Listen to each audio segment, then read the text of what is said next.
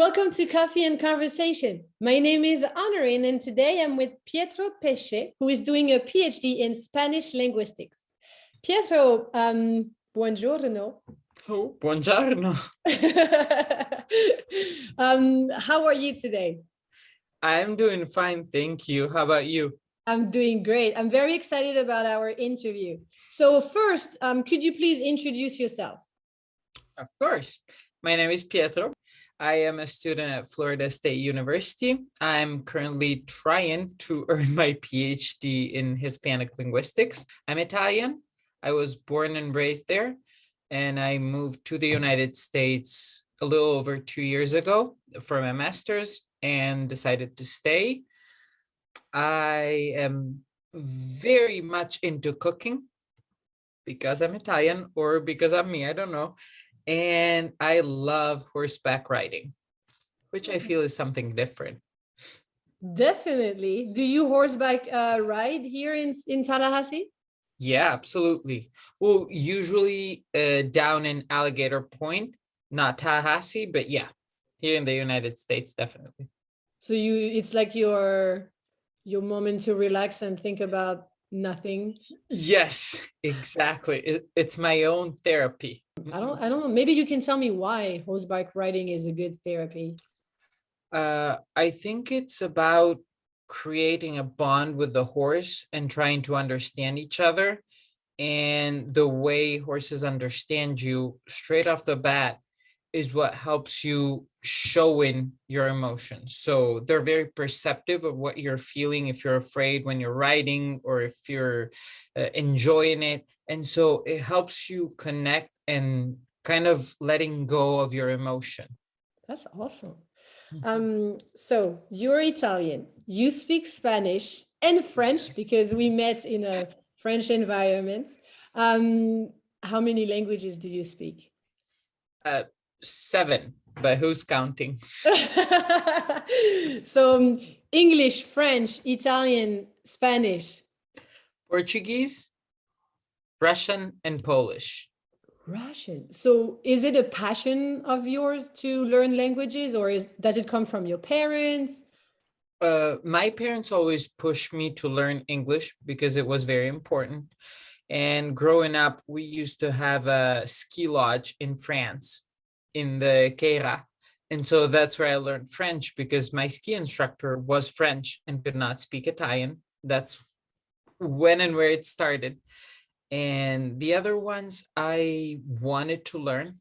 I had an interest in them. And so I studied them, and I was lucky enough to have parents who supported me through it, not emotionally, but, you know, with money. The finances came from them to study and have tutors or travel abroad.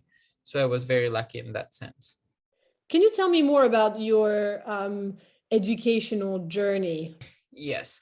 So I got a bachelor's degree actually 3 years ago yesterday.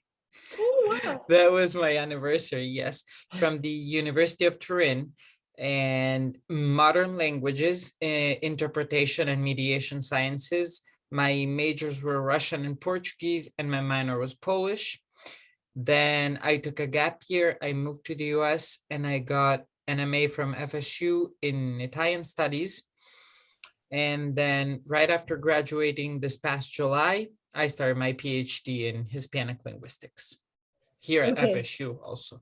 Yeah. So you really master all those 7 languages. It's not just like, you know, people sometimes say, like, I'm one of those. I do speak a little bit of Spanish. I'm not capable of having a conversation, but I think if I go to Spain, I can, you know, get my way. So I stopped after trilingual. How do we call a person who speaks 7 languages? Polyglot. Oh. Simply, yeah. Simply. You don't go counting. You just, I don't know why, but polyglot. Is it typical in Italy to graduate in November? Yes, you have 3 graduation sessions. One is March, one is June, July, and one is November. So you can pick any one of the 3. It's your choice, really. And it depends on when you submit your thesis. What was your thesis about? I did a Well, I did a comparison between the different among, because it was 3 different languages. So a comparison among the translations of a Russian private diary, like a memoir, in English, French, and Italian. So this memoir by an étoile ballet, right? He was Russian, Polish, Polish, Russian. The identity is not really clear due to Soviet Union, Russian Empire. So those years, he was a dancer and he got hospitalized due to mental illness. His memoir was found by his wife after he had passed, and she censored it and translated it and published it. Years after that, it was retranslated in its full version, no censorship there. And so I tried to compare the 3 censored versions with the 3 uncensored versions and see how much of the original message was preserved in translation.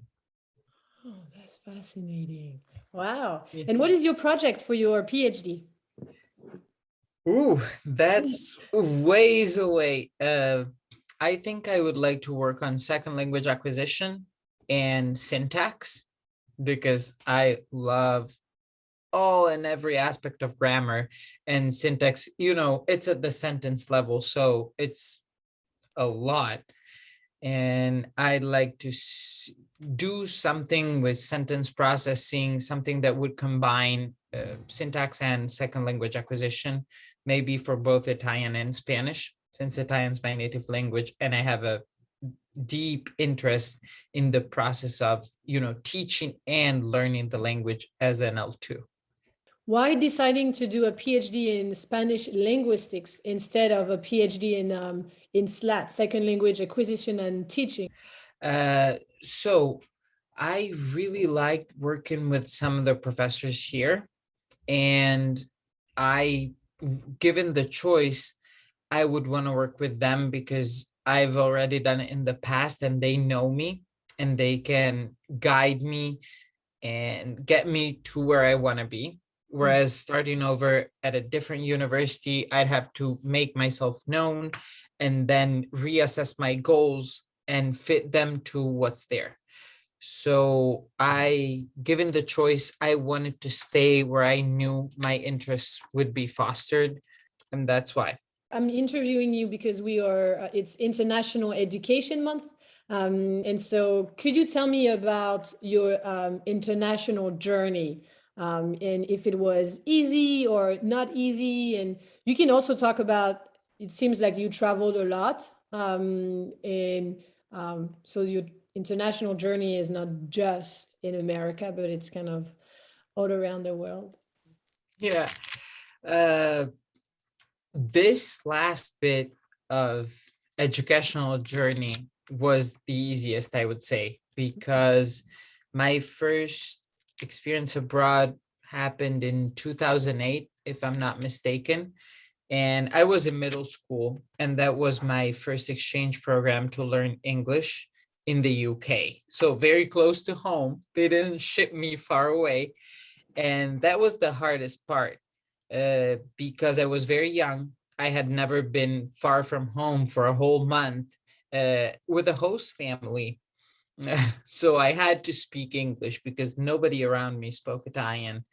And I had to learn and adjust to a different type of schooling. It was summer school, but still we had to go to class and learn, and it was all in English.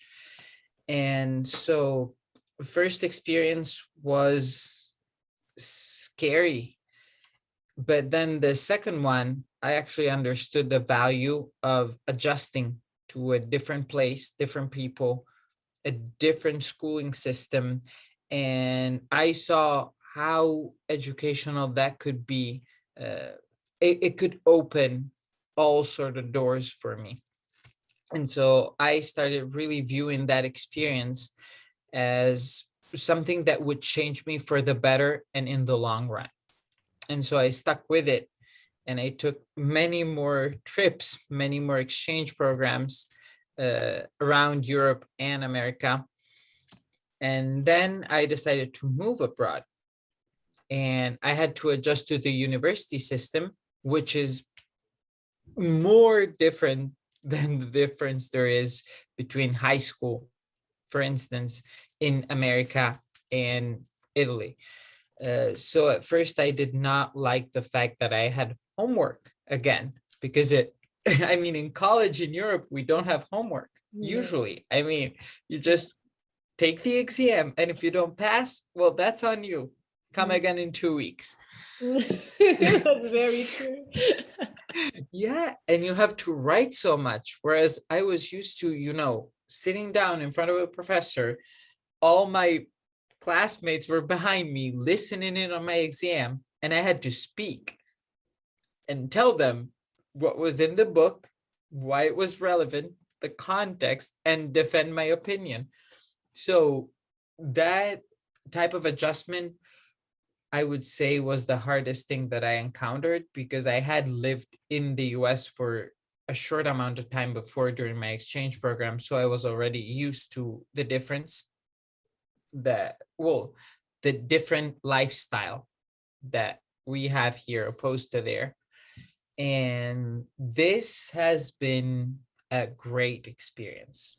It's gotten me to a point where I can do the job that I love, because I've been teaching for over 2 years now. And it's inspirational to be a part of someone else's educational process, to be an educator, to have to express concepts in such a way that other people who know nothing about them will understand and internalize them. And so, coming back to what I said before, those experiences abroad would really change me in the long run. I'm seeing that now. I mean, if I can adjust so well, and if I can enjoy this so much, is merely because I could enjoy those experiences a long time ago. Do you remember a cultural shock that you experienced? Yes, many, all of them. The size of everything was my biggest cultural shock. Everything is big, unnecessarily big. I'm used to smaller things. I'm used to everything being, human size, regular. And here everything is blown out of proportions. So I think yeah, it's a I European thing. Because I interviewed Neria and she said exactly the same thing. Everything is so big here. It was also my first cultural shock. Like even the cars, I felt like the cars was so big. And I was like, how do people park? Because I mean, at least in France, that's what we think about. Like, I can't have a car that is too big because I won't be able to park anywhere. Exactly. I mean, you find one tiny spot and that's where you park. Period. There's Yeah. no option. Yeah. No, definitely. How do you see yourself in 5 years from today? I see myself as a tenure track professor somewhere. Hopefully. I don't know. Maybe I'm thinking way too big for what it's gonna be, but I definitely see myself in my office grading something or talking to a student, or I don't know, in a classroom with 20 to 50 people listening to me babbling about something I love, and hope to share with them some way that will get them to love it too. What will you be teaching? Well, that's a loaded question. Linguistics. I don't know if second language acquisition is if the acquisition of syntax. If syntax, I don't know, but it's going to be linguistics. And hopefully language classes still, because that's a lot of fun. Yeah, that's what I was thinking about, because you speak 7 languages. So in my mind, I'm like, you want a person like you, or departments want a person like you, who can teach so many different languages. Well, hopefully they'll want me, but we'll see. I would love to still teach language, but I would also like to move into content. Okay. So different things, theoretical approaches or applied linguistics. So the practice of an area of linguistics, uh, you know. Yeah. And where do you see yourself in the world? Uh, well, that has been under a lot of consideration lately. I can tell you one thing. I see myself nowhere near Florida, not in the slightest. I mean, I'd sooner move to the farthest, most remote village with a tiny college lost in the mountains somewhere than stay in Florida in 5 years or 5 minutes if I could, but I cannot. Um, I if I get a great job in Europe, I'm for sure gonna go back and experience some of that again because it's undeniable. I miss it. That environment, everything about that. Maybe it's just because I haven't been home in 2 years. Maybe it's just because, it's more familiar than this and it still feels like home. But if I get a good job here in the United States, I will stay for sure. So if Not I were a here. genius, Mm. and I said, okay, I'm giving you a tenure track position, the dream job, and I said, pick a destination. UC Davis, California. Thank you. Hey, so leaders would still, so basically you'll go depending on the school. Yes. Yes. Oh, you Well, see, California in general. I mean, you could sell me on a community college last summer. If it's California, I'll take it. so it's Other, your dream state? yes, absolutely. It's a great state. Yeah. All right. Well, thank you so much for your time. It's been great. I love the fact that you speak so many languages. I think it's fascinating. And like last question, actually, for Okay. people who are like, why do I need to like? Sometimes people who speak English as their first language are like, English is spoken everywhere in the world. Why should I learn another language? What would you say? You should, because you cannot connect to someone who speaks a first language different than yours the same way if you don't try to speak their language. Because the way someone expresses themselves in their first language is different than in their second. So if I want to truly connect with you and get to know Honorine, I would have to speak French to see you. Wow, That's why you should, to connect and get to know someone. that's a That's great why one. you should. Thank you. Thank you so much for this chat, for catching up, and for having me here.